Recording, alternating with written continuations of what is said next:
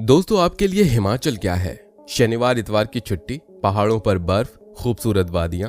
अगर अभी भी आप हिमाचल को यहीं तक देख पा रहे हैं तो अब जरूरत है कि आप भी अपनी नजरों को बढ़ाएं और अपने सुंदरता को खो चुके हिमाचल के उस काले सच को जानें जिसे आज तक सरकार लोगों की नजरों से छिपा कर रखे है। कहने के लिए तो आज हिमाचल प्रदेश में हुई तबाही को कुदरत का कहर माना जाता है, पर अगर हम कुदरत के इस कहर के कारणों पर नजर डालें तो सच्चाई कुछ और ही है। आज इस शहर की दरकती हुई तस्वीरें बस हमारे आपके व्हाट्सएप पर एक वायरल क्लिप बनकर रह गई हैं। दोस्तों, आज के इस वीडियो में हम लोग हिमाचल प्रदेश के उस काले सच को जानने वाले हैं जिसे आज तक सरकार हमसे और आपसे छिपा कर रखी थी। तो बस इसके लिए आप हमारे साथ बने रहिए वीडियो के अंत तक। दोस्तों, जुलाई महीने से अब तक हिमाचल प्रदेश में 27 जगह बादल फटने की घटनाएं हो चुकी हैं। 500 से ज्यादा अधिक जगह पर लैंडस्लाइड हो चुकी है। प्राथमिक अनुमानों के आधार पर 8,000 करोड़ रुपए का नुकसान हो चुका है। ये नुकसान बहुत बड़ा है क्योंकि पिछले 8 साल में जितना नुकसान मानसून के सीजन में हुआ था उतना मात्र कुछ दिनों में हो चुका है। अब तक टोटल 150 लोगों की मौत हो चुकी है और 600 से ज्यादा घर ढह चुके हैं। 4,000 घरों को नुकसान पहुंचा है। 1,000 से ज्यादा पशुशालाएं तबाह हुई हैं। 1,000 के करीब पशु मर चुके हैं। अब तक 1,600 सड़कें क्षतिग्रस्त होने की खबरें हैं। पीने का पानी और बिजली के ट्रांसफार्मर भी सैकड़ों की संख्या में बंद पड़े हैं। लगभग 90% पेयजल योजनाएं ठप हो गई हैं। 1,800 पेयजल योजनाओं के तो पंप तक पानी में बह चुके हैं। प्रदेश के कई इलाकों में इस कदर बादल फटे हैं कि उसने 20-20 किलोमीटर तक क्षेत्र का भूगोल बदल दिया है। इसी में से एक कुल्लू का सेंज बाजार का इलाका इस कदर बदला है कि अब शायद ही दोबारा उस जगह पर यह बाजार बस पाएगा। मनाली से कुल्लू तक बनाया गया हाईवे ऐसे दिखने लगा है जैसे ये नदी का ही हिस्सा हो। राज्य के मुख्यमंत्री ने खुद माना है कि 50 साल में पहली बार हिमाचल में बारिश से इतना भारी नुकसान हुआ है। साथ ही उन्होंने ये भी कहा कि उन्होंने अपने जीवन काल में ऐसा पहले कभी नहीं देखा। इससे पहले 1971, 1988 और 1995 में ब्यास ने सब कुछ तबाह कर दिया था, लेकिन लोग 2023 की बाढ़ को सबसे ज्यादा खतरनाक मान रहे हैं। इस बार जो नुकसान हुआ वो कई गुना ज्यादा है। अगर देखा जाए तो कुल्लू मनाली कई साल पीछे चले गए हैं और आने वाले 5 साल तक इसकी भरपाई नहीं हो पाएगी। वहीं कुछ लोगों का कहना है कि सड़कें फिर से बनाई जाएं, बिजली प्रोजेक्ट ठीक किए जाएं, पर्यटन को फिर पटरी पर लाया जाए। लेकिन सच तो ये है, ये आपदा कोई बस इस साल के लिए नहीं थी, बल्कि ये हर साल होने वाली है। ये मैं ऐसे ही नहीं कह रहा हूँ, इसके पीछे कई सारे कारण हैं और अगर इस कारण पर ध्यान नहीं दिया गया तो इस आपदा को रोकना शायद नामुमकिन होगा। तो चलिए अब जानते हैं इन कारणों को। दोस्तों, ब्यास नदी में आई बाढ़ ने पिछले 50 सालों के सारे रिकॉर्ड्स तोड़ दिए हैं। क्षेत्र के लोगों से पहले से कहानियां प्रचलित हैं कि ब्यास जब भी अपने रूप में आती है तो वो सब कुछ बहा कर ले जाती है। ब्यास सबसे खतरनाक और डरावनी नदी मानी जाती है। कुल्लू से लेकर मंडी तक ये बहुत सक्रिय है और दोनों किनारों पर सैकड़ों फुट ऊंचे पहाड़ खड़े हैं। लेकिन जितनी खूंखार ब्यास अब हुई है, बुजुर्ग कहते हैं कि पहले इतनी खूंखार कभी नहीं थी। इसके पीछे स्पष्ट कारण है। चंडीगढ़ से मनाली तक बना हाईवे, उसके अंदर निकाली गई 5 से अधिक सुरंगें, बनाई गई फ्लाईओवर ब्रिज, ब्यास पर बने हुए कई बांध, 27 के करीब जल विद्युत परियोजनाएं और इनके बनाते समय बरती गई कोताही। ब्यास और इसकी सहायक नदियों तीर्थन आदि में डंप किया गया करोड़ों टन मलबा। सुरंगें जितनी बनी है उतनी ही लगभग विफल भी हुई हैं। पहाड़ों को खोदकर मलबा नदियों के किनारे डंप कर दिया गया और तमाम रोड नदियों के किनारे उनकी ही जमीन में बनाई गई। नदियां सक्रिय होती गईं और उन पर 5-5 मंजिला होटल खड़े होते गए।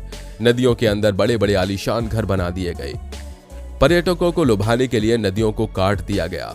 जिला कुल्लू में करीब 20 बिजली प्रोजेक्ट्स हैं। इसमें अधिकतर का निर्माण पूरा हो गया है, कुछ का निर्माण चल रहा है।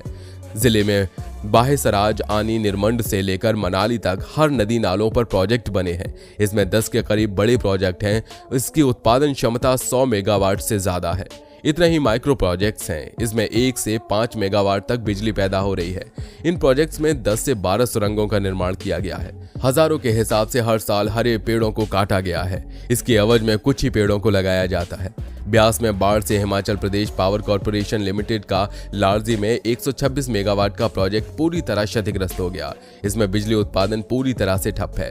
10 जुलाई को ब्यास, पार्वती, तीर्थन और सेंज नदी में आई बाढ़ से प्रोजेक्ट पूरी तरह तहस नहस हो गया। पावर हाउस में बाढ़ का पानी और मलबा घुसा है। प्रोजेक्ट को 658 करोड़ का नुकसान आंका गया है। थोनाग का बाजार अवैध मलबे से तबाह हो गया। सराज विधानसभा क्षेत्र के थोनाग बाजार में बर्बादी का मुख्य कारण सड़क निर्माण का फेंका मलबा और सड़क निर्माण के दौरान काटे पेड़ की अवैध डंपिंग है। बादल फटने के कारण थुनाग नाले के साथ मलबा और पेड़ कहर बनकर टूट पड़े। इससे पूरा बाजार तबाह हो गया। 2022 में रेनगलू हेलीपैड से तांदी गांव तक जब सड़क निर्माण किया तो उस समय कटिंग का मलबा हर कहीं नाले में फेंक दिया। संडे को भारी बारिश के चलते जो सड़क निकाली थी वो सड़क टूट गई और भूस्खलन हो गया। भूस्खलन अपने साथ कई पेड़ और डंपिंग की मिट्टी और लकड़ी को भी अपने साथ ले आया। इसके लिए वन विभाग और ठेकेदार जिम्मेदार हैं। उन्होंने आरोप लगाया है कि जिस समय सड़क का निर्माण किया उस समय अवैध रूप से कई पेड़ काटे गए। हालांकि ये सब मनाली में कोई पहली बार नहीं हुआ, इससे पहले 1995 में भी ऐसा देखा जा चुका है। लेकिन दुख की बात यह है कि 1995 की बर्बादी के बाद भी लोगों ने कोई सबक नहीं लिया।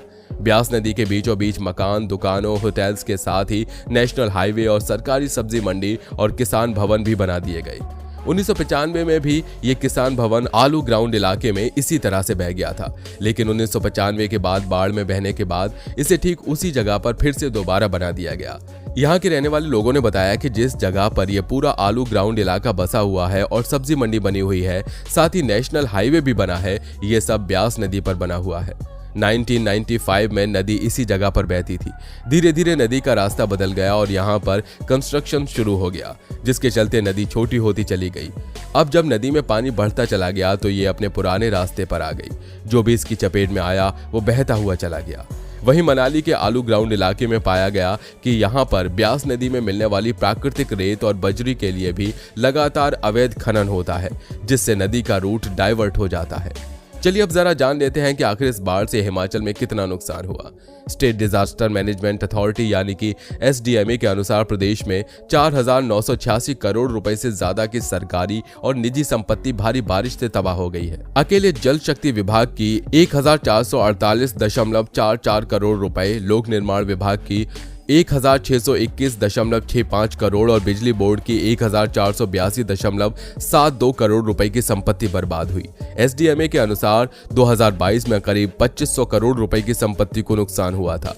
2021 में 1,118.02 करोड़ रुपए, 2020 में 853.61 करोड़, साल 2019 में 1,170.56 करोड़ और 2018 में 1,520.63 करोड़ रुपए की संपत्ति बारिश में तबाह हुई थी।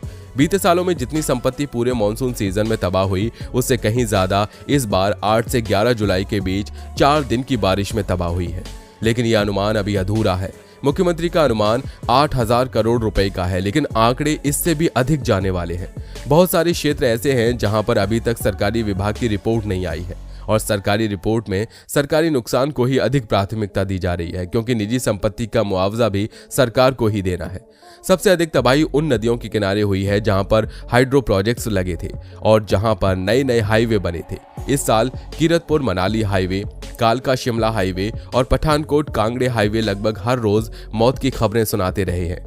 कीरतपुर मनाली हाईवे पर 4 लेन के निर्माण के लिए पहाड़ों का 90 डिग्री पर बेतरतीब काटना, खुली ब्लास्टिंग, अवैध डंपिंग, बेइंतहा माइनिंग ने पहाड़ों को तो खोखला किया ही है, साथ ही नदी नालों के रास्ते भी बंद कर दिए हैं। इस परियोजना के निर्माण के लिए लाखों टन मिट्टी पहाड़ों से निकाली गई, लेकिन उसे प्रदेश के बिलासपुर, मंडी, कुल्लू जिले के नदी नालों और झील के किनारे डंप कर दिया।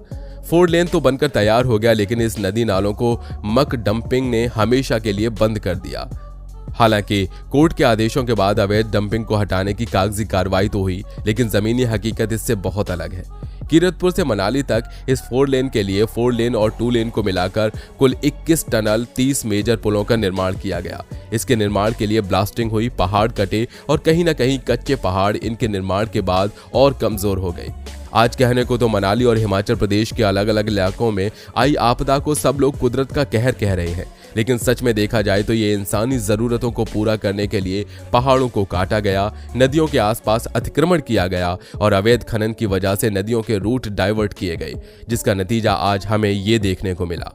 दोस्तों, इस पूरे वीडियो को देखने के बाद आपको क्या लगता है? क्या सच में ये आपका कुदरत का कहर है या फिर इसमें हमारी सरकार की कमी है? अपनी राय हमारे कमेंट बॉक्स में जरूर दीजिएगा। साथ ही वीडियो अगर पसंद आया हो तो वीडियो को लाइक करिए, साथ ही अपने दोस्तों के साथ शेयर करिए और अगर आप हमारे चैनल पर नए हैं तो नीचे दिए गए लाल बटन को दबाकर चैनल को सब्सक्राइब जरूर कर लीजिए।